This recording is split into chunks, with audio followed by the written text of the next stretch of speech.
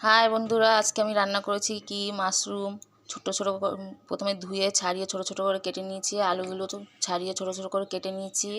আর মশলা আদা রসুন পেঁয়াজ লঙ্কা টমেটো সব মিক্সচারে পেস্ট করে নিয়েছি। তারপর কড়াইটা যখন গরম হলো তেজপাতা জিরে দিয়ে দিলাম। দেওয়ার পরে মশলাগুলো দিলাম, মশলাগুলো কষিয়ে আলুটা দিয়ে কষিয়ে নিলাম। কষানোর পরে মাশরুমগুলো দিয়ে দিয়েছি। আর মাশরুমগুলো একটু গরম জল দিয়ে হালকা ধুয়ে নিতে হবে, বেশি ফুটালে হবে না, হালকা ধুয়ে নিয়েছি গরম জলে। তারপর কষিয়ে হালকা জল দিয়েছি, বেশি ঝোল দিলে ভালো লাগবে না, তাই হালকা দিয়েছি। কালারটা ভালোই লাগছে দেখে, আমার তো খুব খেতে ইচ্ছে হচ্ছে, অনেক দিন ধরে খাইনি, অনেক দিন পরে মাশরুম খাবো। আমার দেখো মাশরুম আজকে বানানো তাহলে হয়ে গেছে, ভালোই লাগছে। মাশরুমগুলো খুব সুন্দর হয়েছে, খেতে ইচ্ছে করছে, আমার ভালো লাগছে। মায়ের সাথে যদি হতো মাশরুম খেতে খুবই ভালো হতো।